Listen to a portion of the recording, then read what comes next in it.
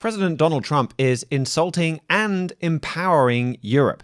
Israel is defending Germany, and we've all forgotten about one of the worst genocides going on the planet right now. We're going to look at all this and more on today's Trumpet World.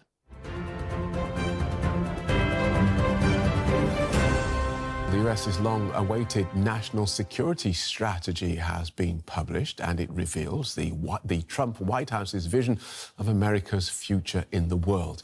This includes a focus on Latin American relations and immigration, and it questions its future relationship with Europe. Let's take a closer look at this rather disturbing document. And it makes the Western Hemisphere a focus for the United States, and that includes the migration piece, the idea that you have to secure the homeland from unregulated migration, that's a key national security issue, is truly a first for an American national security strategy in the modern era. And the fact that the Western Hemisphere plays so largely in this strategy. And then, of course, the European questions are particularly pernicious for European allies. And we'll come to that. But just to finish on this notion of spheres of influence, the corollary to this is ours and that's yours is Russia, China. You do your thing over there, and we'll do our thing over here, but you stay out. We just heard this strategy that brutally criticizes allies in Europe. It is a reversion to a 19th century version of American foreign policy. Before America learned the two hard lessons of the 20th century, that actually America retreating onto itself serves neither its own interests or the interests of global security more generally. Briefly, if you can, does Europe need to be afraid? I think Europe needs to recognise that it can't rely on America in the same way that it has done for the last 80 years. Europe needs to actually recognise that this is a very different version of America, one that is not just the whims of Donald Trump, but actually is institutionalising a different approach to the world. And it needs to take on board the strategic implications of that Europe needs to be more unified and more purposeful in thinking about its own security and its own interests, and cannot assume that the old world order is still present. Point that people like Jacques rejected the most strongly when I spoke to them today. None of them were informed about the strategy. They all found out via the press, essentially. So that is already in itself a sign of just how tense the situation is, that the US doesn't appear to be contacting one of its closest ally, Germany, in these matters anymore. But of course, it also now, this document means that we've got in black and white now from the US president himself in writing what members of this administration have been telling Europe for months now. Actually, since the administration got into power, J.D. Vance has said it. Take note, for Israel and Saudi Arabia and others, the document says that America's reasons for focusing on the Middle East will recede. That's quite a change. And in an attempt to impose a MAGA agenda on Europe, the Trump administration warns Europe it must sharply reduce immigration or face, quote, civilizational erasure due to migration from non-European countries. This is a retreat from the world, it seems to me. It's a smaller, weaker America. And Jim, I ask myself, why is it? Because somewhere in this document, it sort of indicates we can't afford it. But at the same time, the document is saying we're such a great, vibrant nation. We're so great. So why can't we afford this? Is it because we can't deal with our own fiscal responsibility?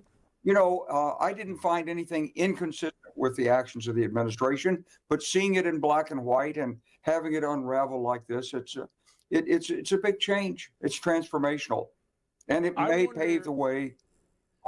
US President Donald Trump published his new national security strategy this week, and as you heard in that montage there, it did not go down very well. And you can understand hostility is officially White House policy, declared the New York Times, commenting on it from Europe's perspective. And politicians all across Europe have been complaining about it. Friedrich Merz, the German Chancellor, said some of it is unacceptable for us from a European point of view. And he said, as a result, we in Europe and therefore also in Germany must become more independent of the United States in security policy. Norbert Röttingen, a foreign policy expert, very influential within the German government and the Christian Democratic Union, he said that this is a second turning point, similar to Russia's invasion of Ukraine, for motivating and leading to another boost in German military spending. And when you look at Donald Trump speaking in his own words about this national security strategy, it's pretty easy to see why European leaders feel insulted. Shortly afterwards, he gave an interview to Politico about it, and here's a sampling of what he said then. You can imagine some leaders in Europe are a little freaked out by what your posture is, and European. No, they should be freaked out by what they're doing to their countries. They're destroying their countries. Well, European Council and President. they're people I like. Look, they're people I like. I get along with them. You know that. But they can't let this happen. And it gets to a point where you can't really correct it. There'll be a point, and it's very close to that and point. what will that mean? It will mean that they're no longer going to be strong nations. Does that mean they won't be allies? Or they'll be, well, it depends, it depends. They'll change their ideology, obviously, because the people coming in have a totally different ideology. But it's going to make them much weaker. They'll be much weaker, and they'll be much different. And what will that mean for our relationship look at with your them? mayor of London. He's a disaster. He's a disaster. He's got a totally different ideology of what he's supposed to have. And he gets elected because so many people have come in and they vote for him now because, it's like, it's one of those things. But I hate what's happened to London, and I hate what's happened to Paris. I hate when I see it. Sir, it's sometimes hard to tell when you say these things. Do you intend to send kind of a message of tough love to our allies to push them to make reforms? Or do you think that many of them are just weak and you don't really want to be allies with them? I think they're weak, but I also think that they want to be so politically correct. I think they don't know what to do. Europe doesn't know what to do. They don't know what to do on trade either. I mean, I look at a lot of the trade, situation that's going on over there. It's a little bit dangerous, but Europe, they want to be politically correct, and it makes them weak. That's what makes them weak. It sounds like you want to see some pretty massive changes. No nation wants to get that kind of smackdown from another national leader. But while he was angering and alienating Europe, President Trump also committed America to support a massive military and cultural transformation in Europe. His calls to promote European greatness and to commit America's foreign policy to promoting European greatness, those have been overlooked. Really, what President Trump was doing was encouraging Europe to become the revived Holy Roman Empire that Herbert W. Armstrong warned of decades ago. In that clip, basically told Europe that he doesn't want to be allies with them, at the same time as he committed to making Europe great again. So what exactly is in this document, and where is it leading? Well, Europe faces civilizational erasure, according to the National Security Strategy. It says that the activities of the European Union and other transnational bodies that undermine political liberty and sovereignty, migration policies that are transforming the continent and creating strife, censorship of free speech and suppression of political opposition, cratering birth rates, and loss of national identity and self-confidence. This is what's behind this civilizational erasure. And this is true. All of these things are things that we talk about quite regularly on this show. The mass migration and how that is destroying Europe. How the European Union does lack huge amounts of political liberty. I mean, this almost the same time as this was going out, you saw Europe putting a massive fine on Twitter, the first fine ever under their new Digital Service Act. And they accused Twitter, or X as it is now, of deceiving users with blue check marks, obscuring information on ads, shutting out researchers. But it's not about a few technicalities and regulations. This is about the EU not liking the freest, most open, large social media platform out there. And they've spent a while looking for ways to crack down on it and put fines on it. The U.S. Secretary of State, Marco Rubio, he said that it is an attack on all American tech platforms and the American people by foreign governments. And he's right. And like I said, all of these other problems, they are real problems. It says, should present trends continue, the continent will be unrecognizable in 20 years or less.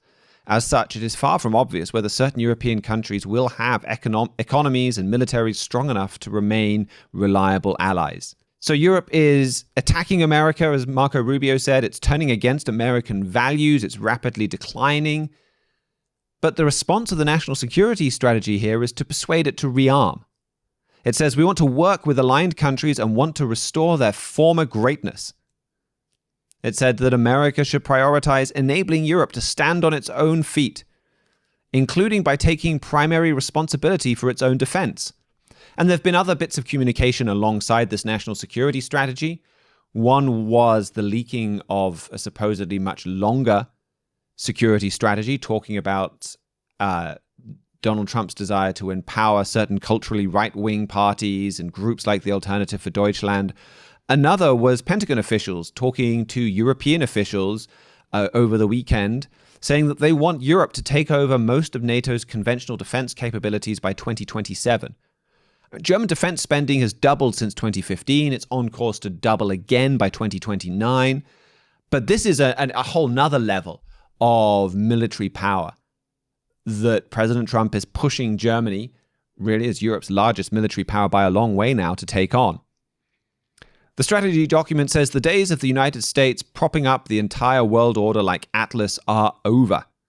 And instead it says US allies should assume primary responsibility for their regions.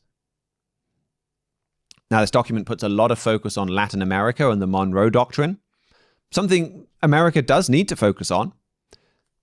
This is an area that America needs to make sure other countries don't move into, because then they can very directly threaten the United States. But the whole thrust was basically, we're only going to focus here on the Western Hemisphere, North and South America. We'll put a lot of focus there. What happens everywhere else, we don't really mind so much. And we would rather just outsource whatever's going on in Europe to Europe. And this is even the approach to Latin America is all part of this Make Europe Great Again strategy. And it's about, like I said, much more than a military revival. The strategy paper says America wants Europe to regain its civilizational self-confidence. It calls for America to encourage unapologetic celebration of Europeans' nations' individual character and history.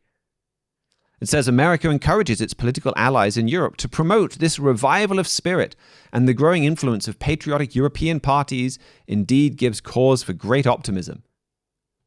But what spirit are they reviving here?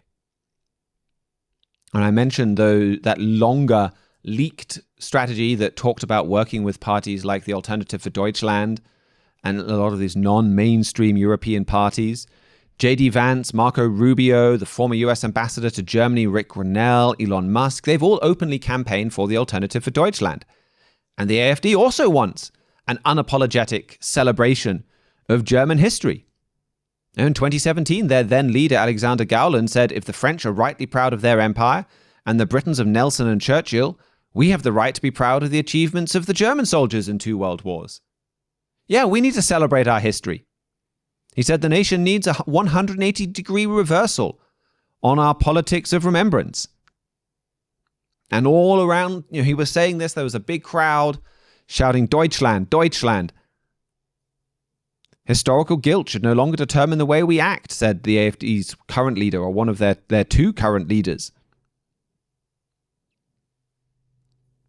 Now, those behind the strategy document may well say, no, not that history. Okay, celebrate Europe's history, but not Germany in World War II. I mean, that document points to Europe's culture, its art, its sophistication. It says Europe is home to cutting-edge scientific research and world-leading cultural institutions. And that's the history they talk really about wanting to revive. But what they don't understand is World War II was not an aberration from that history. Europe's history of art and culture and sophistication is also a history of war, persecution, and conquest. Its period of darkest depravity came at the same time as some of this greatest, most beautiful art and culture. It came when Europe was dominated by the Holy Roman Empire, this church-state union that brutally punished dissent. I mean, this mistake that President Trump and his team are making Mr. Gerald Flurry wrote about this at length in his book, Daniel Unlocks Revelation. And there he says, about the only thing Americans can seem to think of when it comes to Europe is somebody yodeling in the Alps. They have no idea what the Holy Roman Empire is about or what that crown is about. They don't know anything about this deadly beast. You can travel all over Central Europe and see some of the opulence of the Habsburgs. The Habsburgs were the sword of the Catholic Church throughout the Middle Ages. They did their killing while supporting artists like Mozart, Bach, and Schubert. They were very sophisticated as they slaughtered people. You've got to keep quotes like that in mind, points like that in mind when reading this national security strategy that says Europe is home to cutting-edge scientific research and world-leading cultural institutions. Yeah, this is that heritage that the Trump administration have said they want to revive. Charlemagne, the 8th, 9th century Frankish emperor, he pioneered this connection between the Holy Roman Empire and the German peoples. And European leaders revere him as an ancestor of their own unification project. When former German President Roman Herzog was given the Charlemagne Prize in 1997, he said, "Charlemagne, after whom our prize is named, made his own particular choice, the first unification of Europe. At such an hour, the truth must be told. Only by wading through a sea of blood, sweat, and tears did he reach his goal." It took a lot of blood to bring that culture that President Trump wants now to bring back.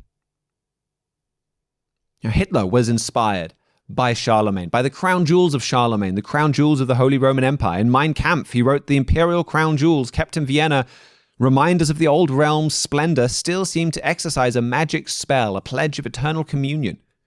And when he conquered Vienna, he took those crown jewels back to Nuremberg as a sign of the tangible connection between the Third Reich and the First Reich. And things like this censorship and some of the other things that President Trump highlighted, they are signs of the spirit of the Holy Roman Empire rising again. Encouraging Europe to embrace this revival of spirit is not about creating a stable, democratic American ally. It's reviving a spirit that is opposed to these pluralistic American values.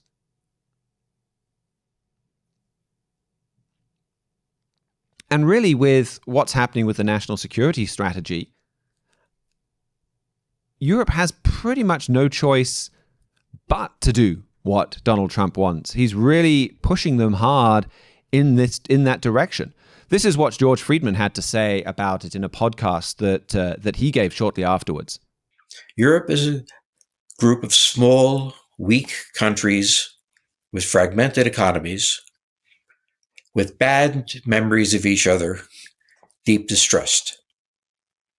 As that, it's going to be left out of the game. On the other hand, if Europe were to become a united entity, a nation, with the various nations as provinces, it could be a major power ranking with the US and China, having its own military and so on. This is the position. Europe has two paths forward. If they remain divided, they're just going to be utterly irrelevant in a world of China and Russia and the United States. If they come together, well, they're going to be a matching American power. And that's exactly what Mr. Armstrong said. That Europe is going to combine its forces. They are going to match its power. Exceed its power even. And the document, it kind of assumes that if Europe makes this turnaround that President Trump is ultimately pushing them to make, a revival of a spirit, massive military spending, as Friedman talked about, the only way to really do that is to come together and unite. For them to do that, well, are they going to remain a loyal American ally? I mean, that's what President Trump assumes. The document says we will need a strong Europe to help us successfully compete and to work in concert with us to prevent any adversary from dominating Europe. The assumption there is that a strong Europe would never be an adversary. It would always be helping America against adversaries. Is that really what would happen? Well, Alice Vidal, the AfD's other co-leader, she answered that in an interview with the American Conservative earlier this year, When President Donald Trump demands that Germany must take responsibility for its own security in the future, he should also be clear about the full consequences, she said. That we'll listen kindly to his concerns, and she went on to give the example of the Nord Stream pipeline that Donald Trump didn't like. And so when he comes to us with something like that he doesn't like, well, yeah, we'll listen, but then we'll make our own decisions, and he must accept that whether he likes them or not. If we're going to become dominant and powerful, don't be surprised when we go off and do our own thing. And I've made this point before, but it's so fascinating to me the way that a year ago or so now, just over a year ago, before President Trump won that election, the AfD was largely an anti-American party. And I think English speakers would be amazed at some of the discussions that were going on within the AfD. Compact, this magazine that was banned and then unbanned, but it's a magazine that's by and for AfD supporters. And it's got a really different and twisted and extreme view of the world. You look at some of their special issues. They've had a special issue of their history magazine on Lost Homeland, describing the, quote, unspeakable suffering of the 14 million Germans expelled from Eastern Europe after the war and the, quote, martyrdom they had to endure. And yet, the story of Germans pushed out of Eastern Europe after World War II is worth telling. But putting the slant on them that they're martyrs, that's quite a distortion of history. Crimes Against Germans was one about how Germany was victimized during World War II. Dresden, 1945, the dead, the perpetrators, and the trivializers. That's about the, quote, Anglo-American bombing terror and the, quote, mass murderer Winston Churchill. The death camps of the Americans was an issue about General Dwight Eisenhower, accusing him of carrying out mass execution of German prisoners of war in 1945. Compact wrote in another article, the German soldiers fought mostly chivalrously and honorably in the Second World War. And it says that there were a small number of criminals, but offenses were usually severely punished by the military system. We need to be proud of what our soldiers accomplished in World War II. That's what this party has said. And Donald Trump's administration is saying, get back to patriotism and pride in your culture, Europe. All the way back in 1995, Mr. Fleury talked about this and some of Europe's history, some of Germany's history, and he wrote, and now America is acting as if none of this history has ever occurred. I can understand our leaders ignoring Bible prophecy, but how can you explain their ignoring history? No superpower can do this and survive. And Herbert W. Armstrong warned for years about exactly the power that we're seeing rise up. We're seeing now these headlines like The Atlantic about Europe's military power and The Telegraph and all of these newspapers seeing what Europe is doing. We had another one this week. The rise of German nationalism exposes Washington's delusions. That was from the American Conservative. I mean, these are headlines that Mr. Armstrong could have written. I mean, did have very similar statements. He said it's going to happen. It's happening.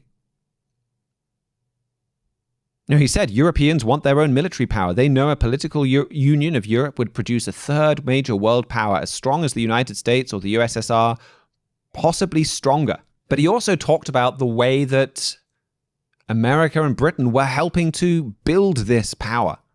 This is what he had to say in one of his radio broadcasts. You know what we want to do? We want to put trust in men.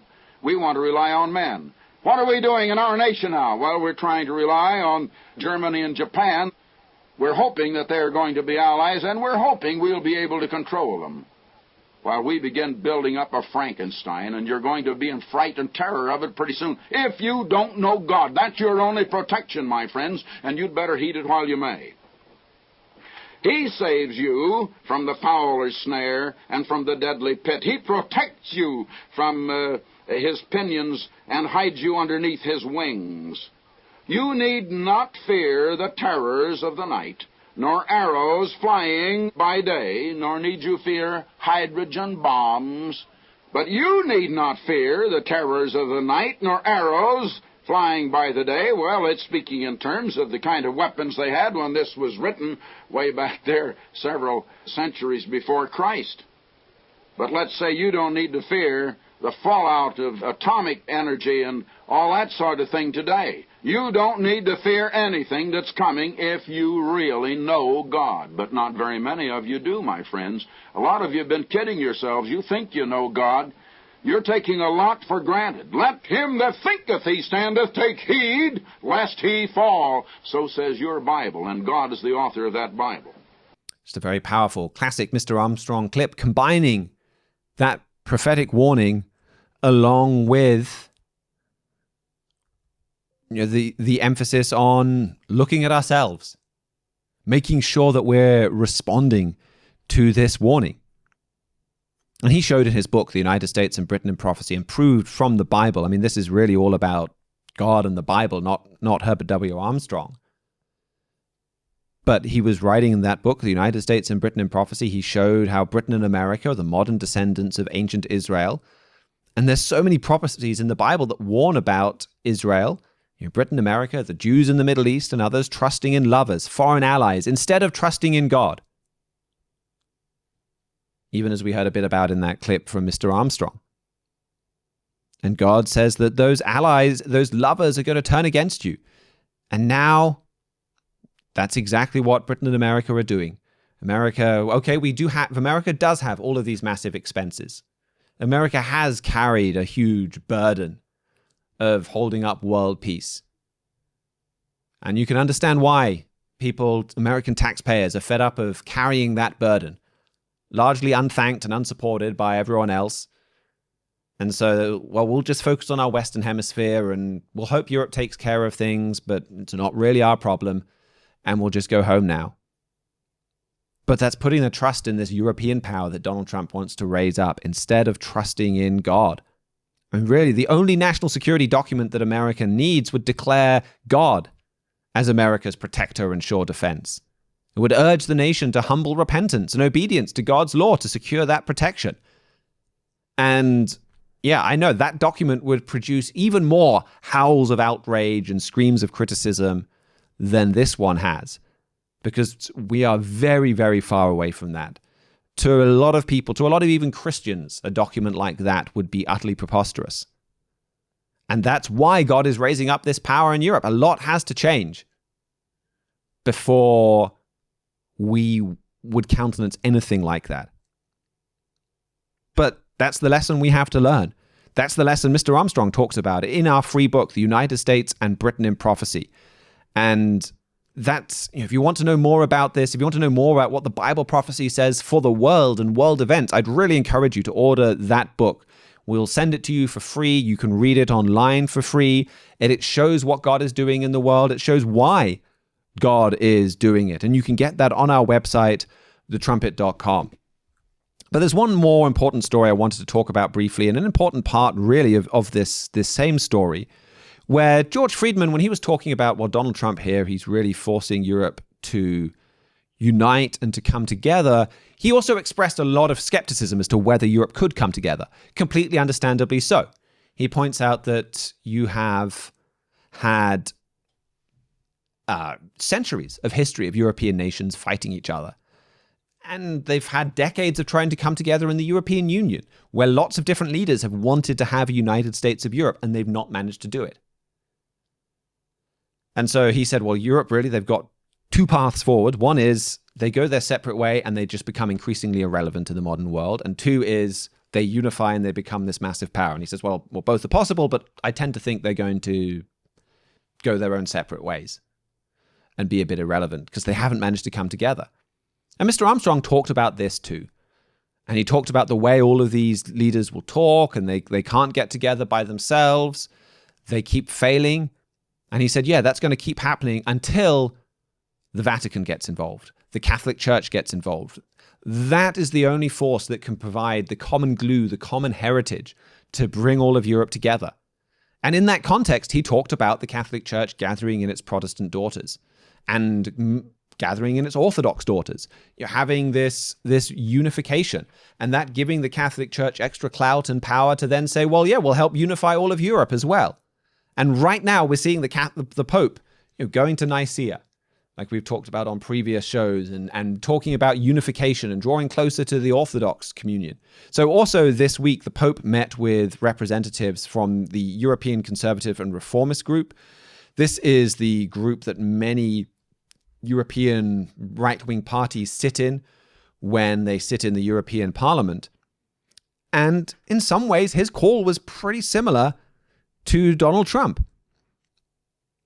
He reminded people, he said, well, we have to call to mind some of the important developments in Western civilization, especially the cultural treasures of its towering cathedrals, sublime art and music, and advances in science, not to mention the growth and spread of the universities. These developments create an intrinsic link between Christianity and European history, a history which should be cherished and celebrated. And just like we were saying, though, what he omits is that at the same time you did have some of that history, you had people being tortured in the basement. And you had some of this repression going on side by side. Now, when he was talking about Nicaea and he was sending out his earlier letter, he praised Emperor Constantine and the Council of Nicaea as a model of how to bring unity to Christians. And he glossed over the fact that this was accomplished by state-sanctioned persecution by the Catholic Church. He kind of continued the same approach in his meeting this week, where he encouraged the lawmakers to emulate Saint Thomas More. And Thomas More was no saint. The Catholic Church may have made him one. That doesn't make him a good person. Thomas More burned those he disagreed with at the stake. I think he burned the first person in London, at least for a long, long time. But he really kind of popularized or established burning at the stake as the way to deal with the Protestant Reformation in England. Now, he was sincere in his beliefs. He chose to be martyred himself rather than go along with King Henry VIII's break from Rome. But this was a person who was very much for and a part of political oppression, destroying those that you disagree with. And so once again, you have a message from the Pope that looks nice on the surface, but you look just below that and you realize, he's praising political and religious leaders who built these so-called cultural treasures, as the Pope said, and enforced religious dogmas using the power of the state. I mean, this is what the Bible talks about as this church that looks like a lamb and speaks like the dragon. That's where Europe is going to turn. They're going to heed that call to revive their roots and go back to their roots. So keep watching for that story as well. And we've been talking about America empowering Europe and Europe betraying America. Another important component to this is Judah and the little nation of Israel in the Middle East, also turning to Germany, empowering Germany, and that is going to backfire horribly on them as well. And this week we saw an important development there where Friedrich Merz finally made his first trip to Israel. So we'll hear more about that from our Middle East correspondent, Mihailo Zekic. Yes, as you mentioned, German Chancellor Friedrich Merz visited Israel on December 6th and 7th, his first visit since becoming chancellor. This comes on the heels of Israel giving its Arrow 3 missile system to Germany last week. That's the largest defense export in Israel's history, worth over $4.5 billion.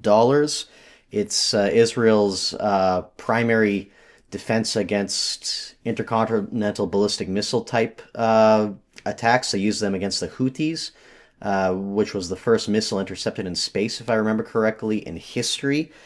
It's the kind of thing that you would use to defend yourself against Russian missiles and a lot of these more heavier militaries going against you. So you're essentially having Israel arm Germany against Russia.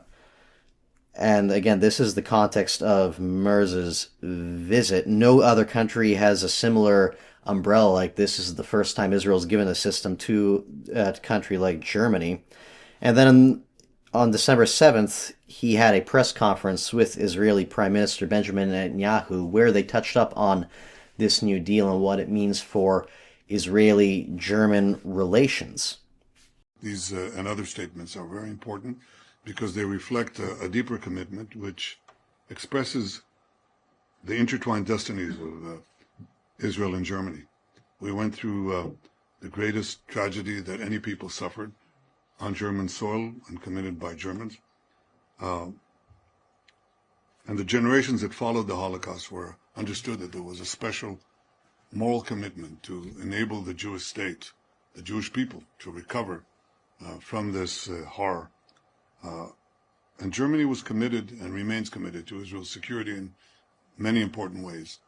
What has happened since the rise of the Jewish state is that we have been able to fend off our enemies, and in order to do that, we developed capacities that now enable us to reciprocate.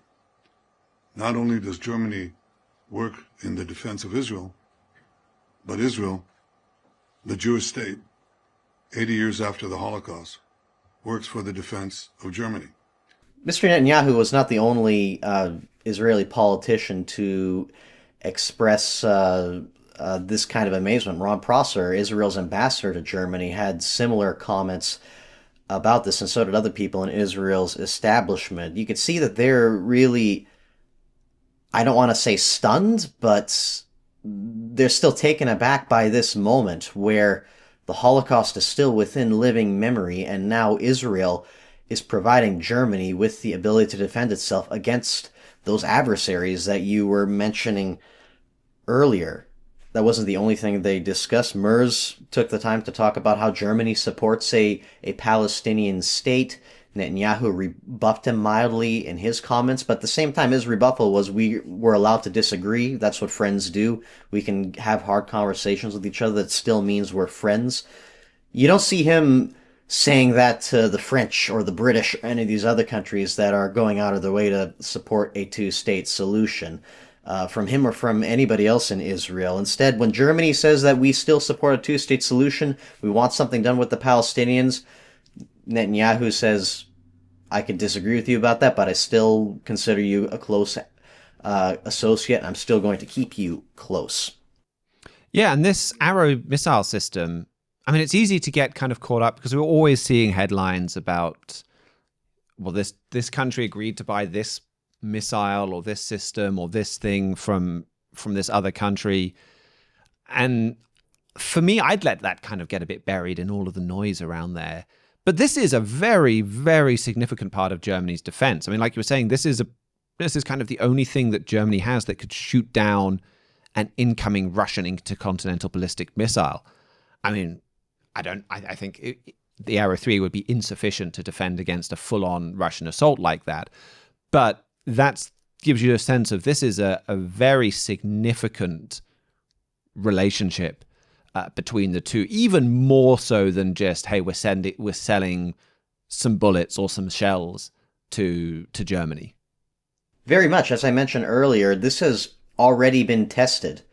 A lot of these systems against these kinds of attacks, they're good in theory, but nobody's ever tried to use them because using them would mean world war. But Israel, in smaller scales, like with the Houthis, has already tested, saying have a product that you could already rely on. It's been proven on the battlefield.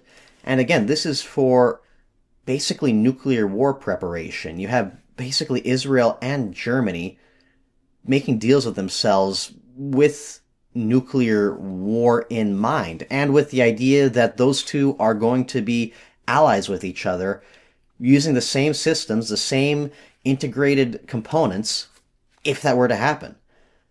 And that, again, shows how much Israel trusts Germany. This is the system that Israel itself uses. This is not something that they're producing lower grade material, as you were saying, that if relations were to sour between the two countries, they wouldn't have to worry about those weapons being used against them. This is Israel exposing some of its most fundamental security systems, how they work, how they can fail, how to disable them if you want, to another country. You don't do that to countries you expect to be able to disable your own systems down the road. There's a reason Israel hasn't been sending this system to other countries. I'm sure they can make a lot of money if they did so, but doing so would compromise their own security, and they feel that Germany would not do that. And so here we have another example of that same prophecy that we just talked about. This time it's Judah turning to an empowering Germany, and the prophecies for Israel and Judah are the same here, that they would both turn to, they would both empower Germany, and both would bitterly regret that. Yes, and I think this is interesting that this is happening at the same time as Israel, the state of Israel, is having problems with the United States. Mr. Netanyahu is not allowed to say that in front of the cameras, but between all these pressures for a ceasefire, between all this pressure from President Trump to let Hamas live, to not go after Syria, to do all these things, you're starting to see Germany become amazingly even more close of an ally to Israel, at least on paper, than the United States is. Israel, it has a lot of things going for it technologically, but manufacturing-wise, it can't depend on itself to fight its own wars. It needs physically another country to attach to get the weapons to fight its wars. And if the United States isn't going to be that country, then Germany, as far as Israel's leaders are concerned, seems like the next best option. The prophecy that came to my mind when I was looking at this was in Ezekiel 23, which speaks of, like as you were mentioning, Israel and Judah turning to the Assyrians as lovers. And that prophecy speaks of Israel and Judah under prophetic language. Judah is called Aholibah, a female name, and it says in verse 12, quote, "She doted upon the Assyrians her neighbors, captains and rulers clothed most gorgeously, horsemen riding upon horsemen, all of them desirable young men." So even the context is military. Look how strong they are militarily. Look at what they do. We need this. We need to be integrated into this as much as possible.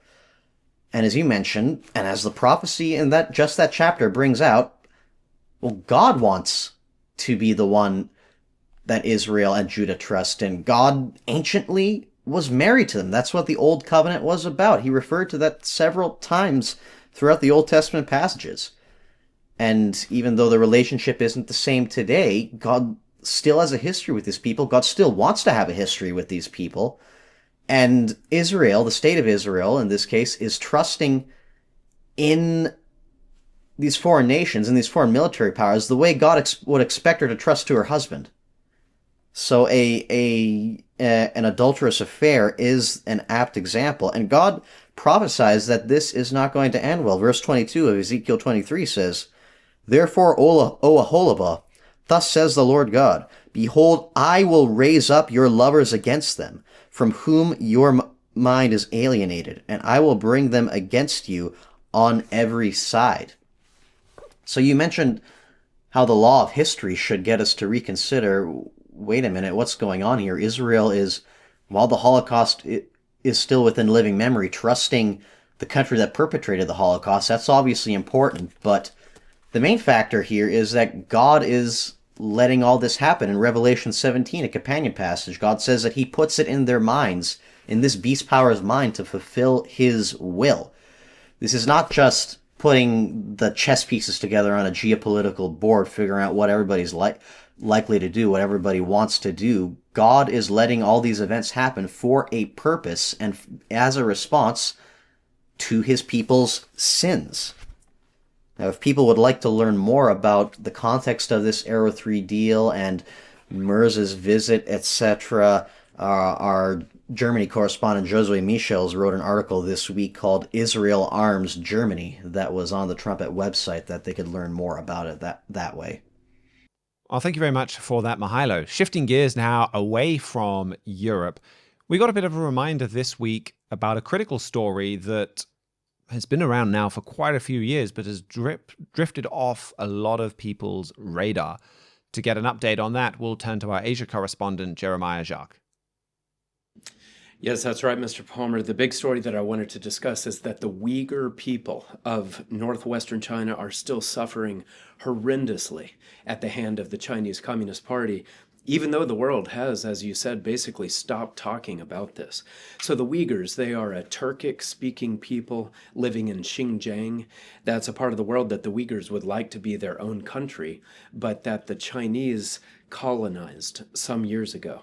And the Chinese have been working to eradicate religion from the thinking of these Uyghurs so that they'll be good subjects, easy to rule. And the attempts to do that have led to one of the most oppressive and brutal crackdowns in history.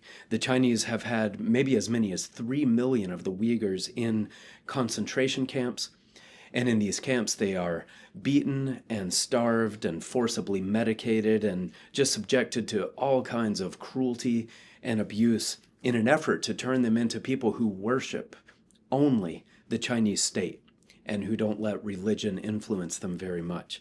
So the abuses in these camps are as extreme as anything you can imagine, and they are just very shocking, but they're well documented. And back in 2021, the first Trump administration examined all of these abuses and determined that what the Chinese are doing was no less than genocide. So the Trump administration put that label on what the Chinese were doing with an official designation, and as a result, a whole host of nations sanctioned a lot of the goods that China was producing with the Uyghurs' forced labor, and media outlets and human rights activists would routinely spotlight the suffering of the Uyghur people. But today, the situation is different.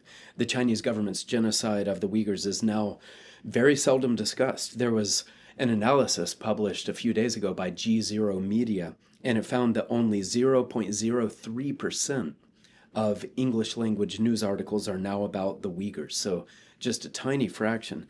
And this is due to three main factors. First, you've got China spending big bucks to really reframe global perception of what's happening in Xinjiang. The Chinese have flown in several influencers and journalists from various nations, and they give these people kind of a Potemkin village tour of Xinjiang. And by that tactic, China has kind of airbrushed the picture, and they've created a far softer version of what they're actually doing. So that has taken some of the pressure off. And then the Chinese have also just used their economic heft to discourage trade partners from speaking out about the genocide. Then the second reason why very few are talking about the Uyghur genocide is because the second Trump administration is far less concerned about human rights than the first one was. You know, it was Secretary of State Mike Pompeo who declared this abuse a genocide, who really led that campaign during Trump's first administration. And the facts showed that that designation was well justified. But Trump 2.0 has a whole different cast of characters, a starkly different cabinet, and men like Mike Pompeo are in short supply. So with Trump 2.0, there has been just a deliberate de-emphasizing of human rights, and that has played a big role, I think, in this deafening silence that we're hearing about the Uyghurs.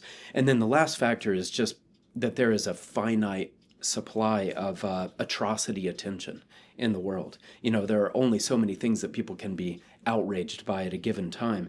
And in recent years, crises committed by the Russians and Islamists and others have drawn more of the focus, especially since many of those atrocities are more accessible than what we see in this remote and tightly controlled part of China.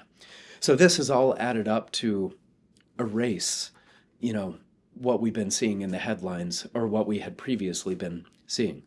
But that doesn't mean that the suffering has ended. There are still unspeakable horrors happening at the hands of the Chinese Communist Party, really just beyond comprehension. And it's something the world should not memory hole and that we should not forget about. And we have a very powerful article in our archives. It's by Trumpet Editor-in-Chief Gerald Flurry. It's called The Climax of Man's Rule Over Man. And this article is built around biblical prophecies saying that the world will descend into an era called the times of the Gentiles. In the modern age, Mr. Flurry discusses the way American leadership and British leadership, for years, it was overall a positive force in the world. You know, it brought a great deal of stability and opportunity to billions of people. Those countries had biblically influenced beliefs in the God-given rights of individuals and in the rule of law, so they did bring a lot of stability to many peoples and nations around the world. But that era is now ending, and the times of the Gentiles has begun. And in this new era, ruthless governments, like the one that we see in China, are growing more and more powerful and more determined to extend and expand their power. Mr. Flurry actually specifically mentions Xinjiang, China in this article, and he says that atrocities like those happening there are an indication of just how dark the times of the Gentiles will be. So that kind of barbarity will soon be happening at a global scale. So it's a very powerful article, and once again, it is called The Climax of Man's Rule Over Man.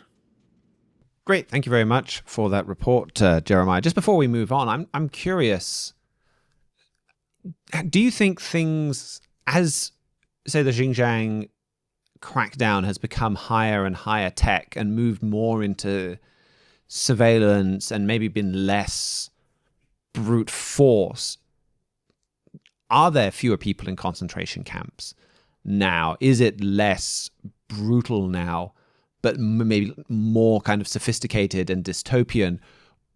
Or is it just simply that China is getting better at marketing it and trying to put on a face of it's not too bad on the whole thing? It's a very good question. And I think that there probably is a lot more sort of preemptive monitoring going on so that they can arrest those who they view as potentially disruptive and kind of quietly deal with them rather than having to wait until some of the types of what the Chinese labeled terrorist attacks were occurring 15, 20 years ago. And it is true that Xinjiang has one of the highest concentrations of cameras in the world. There's nowhere you can be, as far as I understand, in that region where you're not under the watchful gaze of probably several lenses at a time.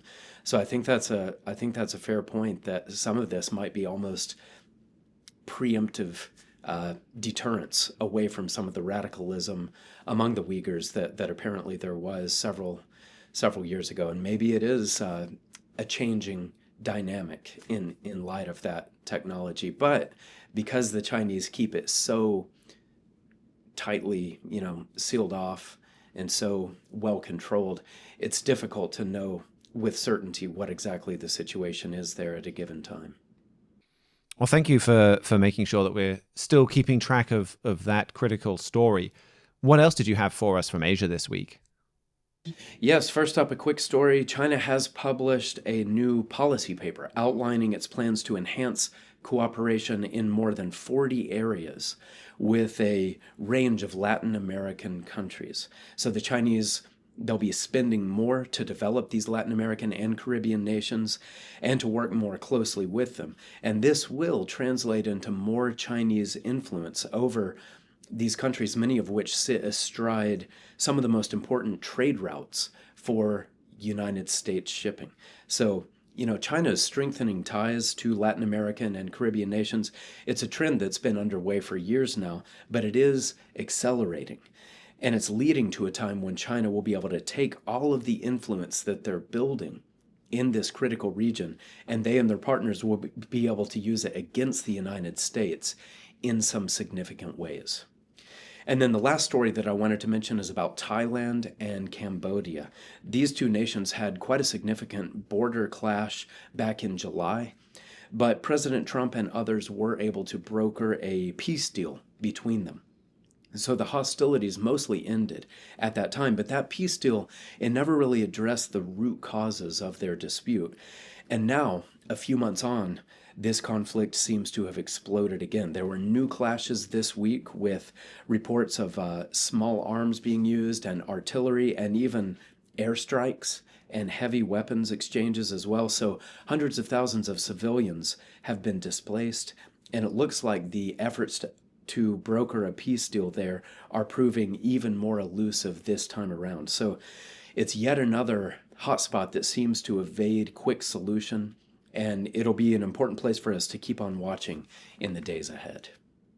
Well, thank you for that, Jeremiah. Well, it feels like we've been talking about the United States almost the whole show, starting out with the national security strategy. We heard a bit about Donald Trump's attempt to bring peace, the Trump administration's approach to the genocide of Uyghurs in China.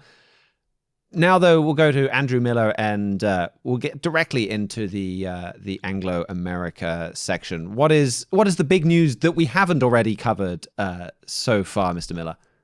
Well, yeah, that's right. Definitely a lot of big news involving the United States in particular this week and foreign policy deals around the world. focusing a little closer to home on a story that probably won't get much attention, although I wanted to highlight just due to some focus I've put on it over the past couple years, is the AI revolution. Artificial intelligence, it's revolutionizing society in many ways, and stands, one of the biggest applications of it is military. Donald Trump's Secretary of War, Pete Hegseth, definitely believes that. He put a post on social media this week saying, "The future of American warfare is here, and it's spelled AI." That post was particularly in regards to a fairly big decision the U.S. military announced this week to start incorporating more AI platforms into military applications, in particular, partnering with Google Gemini and using this Google-developed technology for really deep research, formatting, all sorts of just different applications that military employees will now have downloaded on their computers that they can use. And so I'm sure we'll be getting a lot more information in the months and years to come on just the far-reaching applications that artificial intelligence will likely have on how the U.S. military operates.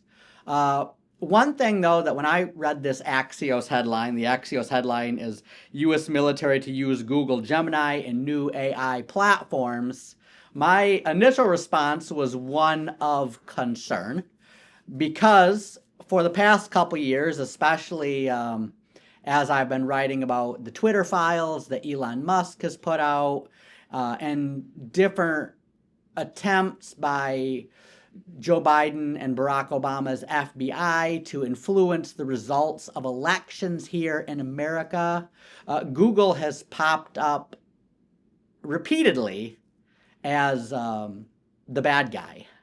There's a pretty famous computer scientist here, Robert Epstein, no relation to the more famous Jeffrey Epstein, but Robert Epstein, who in his estimation, he thought that several million votes were shifted from Donald Trump to Joe Biden just due to biased Google algorithms. So that's not overt election theft.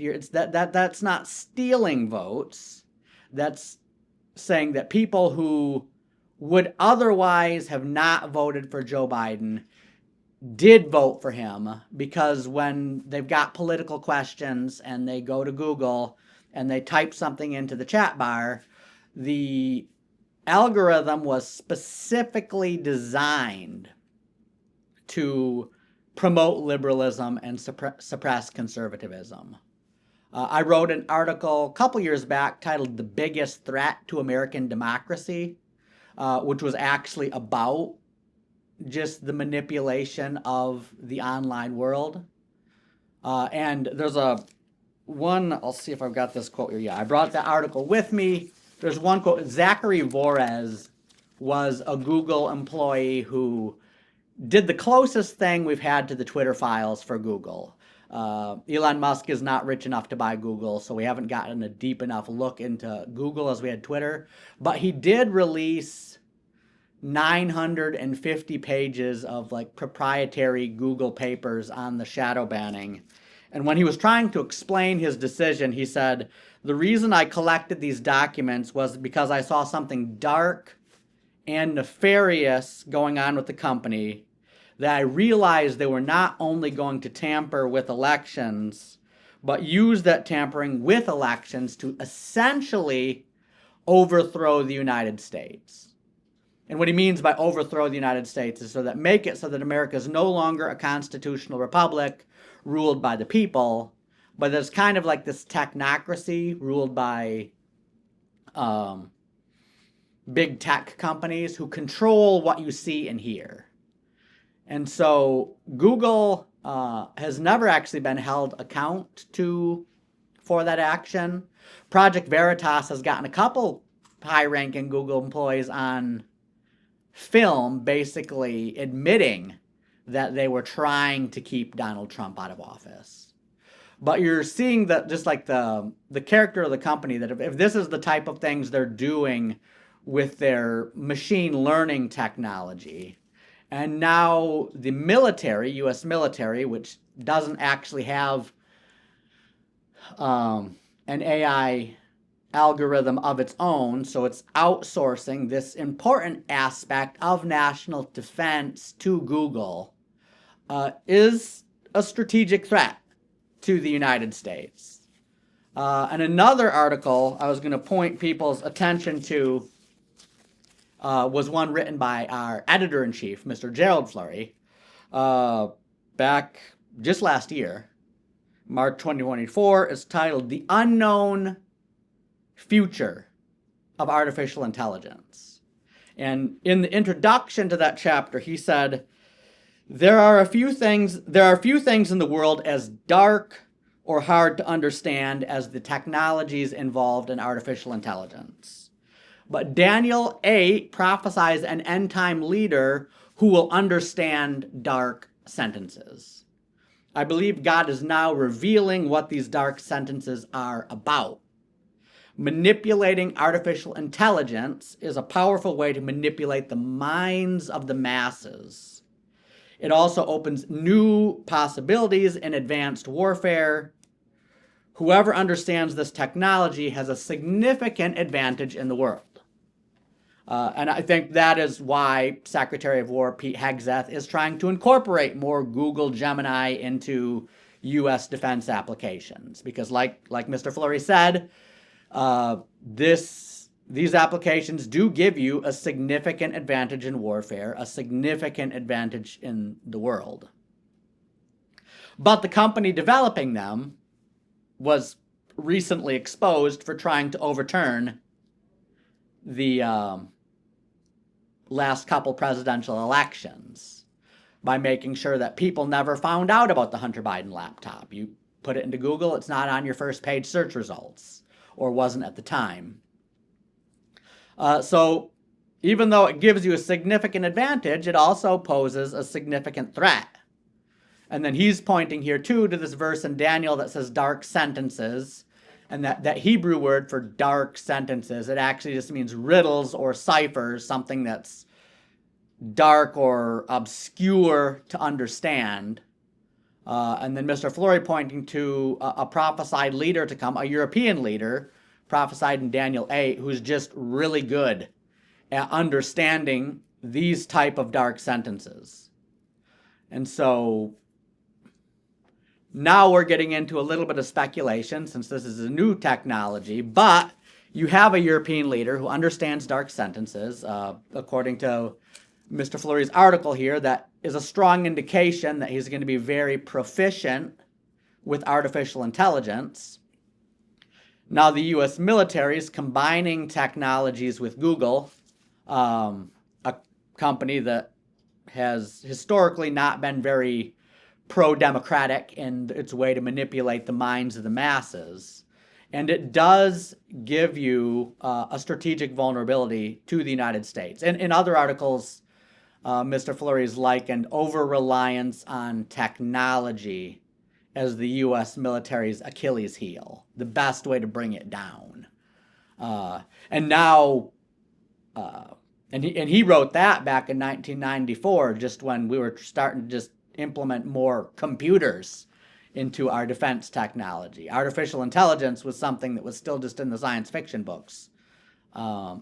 So I really think this is a story that just bears close watching to see exactly how Google and the U.S. defense industry start helping each other out, because it does represent really what is America's Achilles, what the American military's Achilles heel.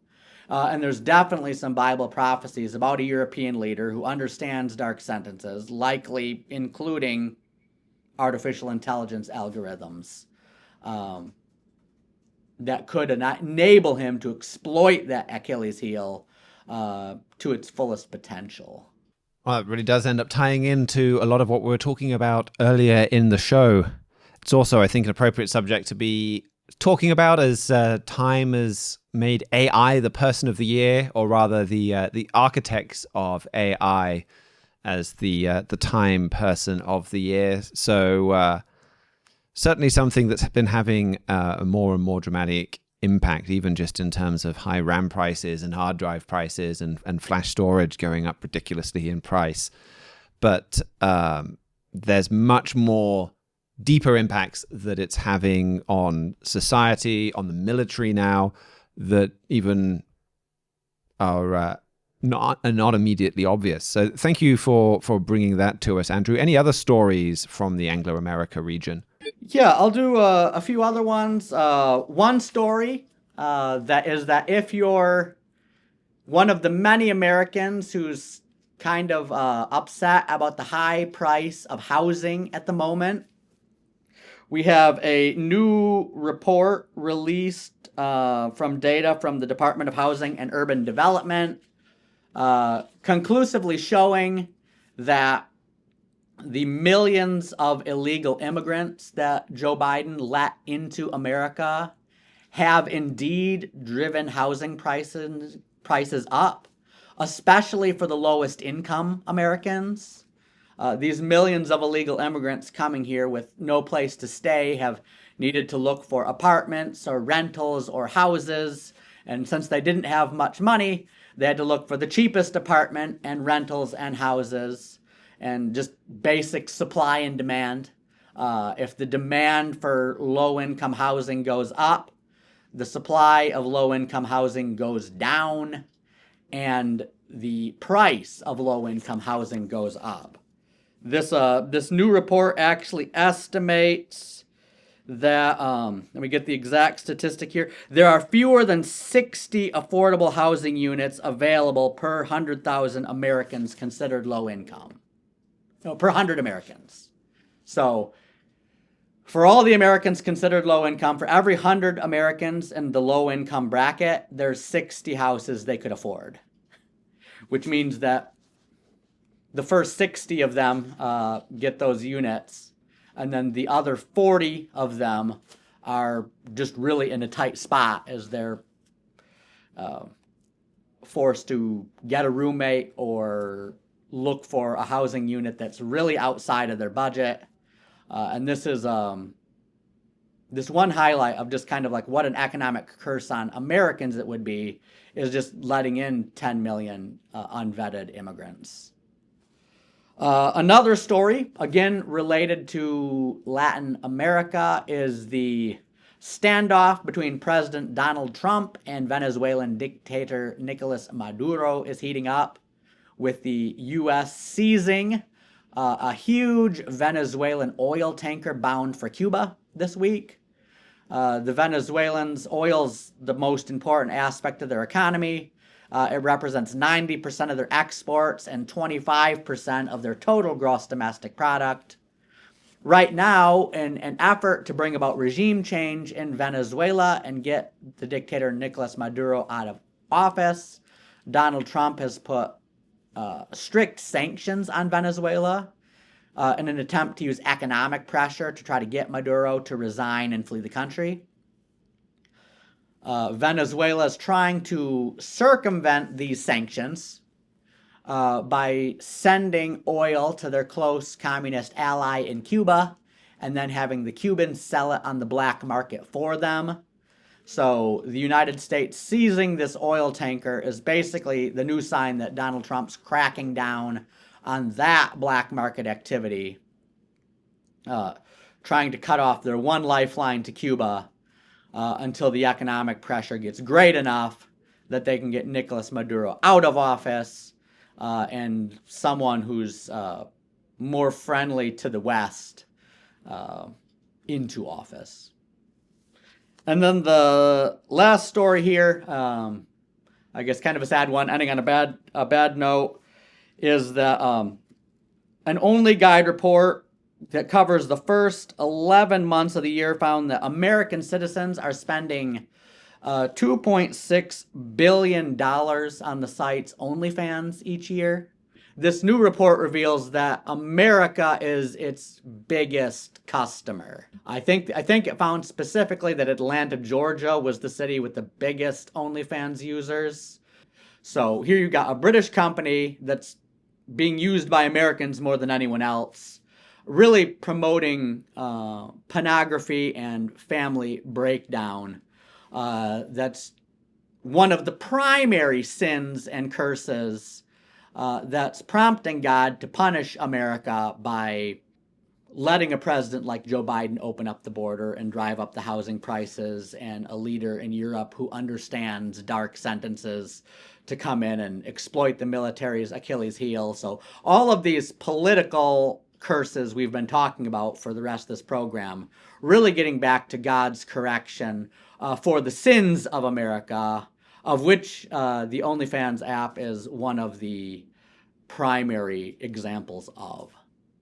Yeah, that's a great way to conclude the show. That is where the reason why we're getting so many of these. And I think, from memory, I think the founders are kind of Russian, but it's listed on the in Britain. And I mean, some of the statistics about how widespread it's used and people spending money is just insane. And it's not a victimless crime.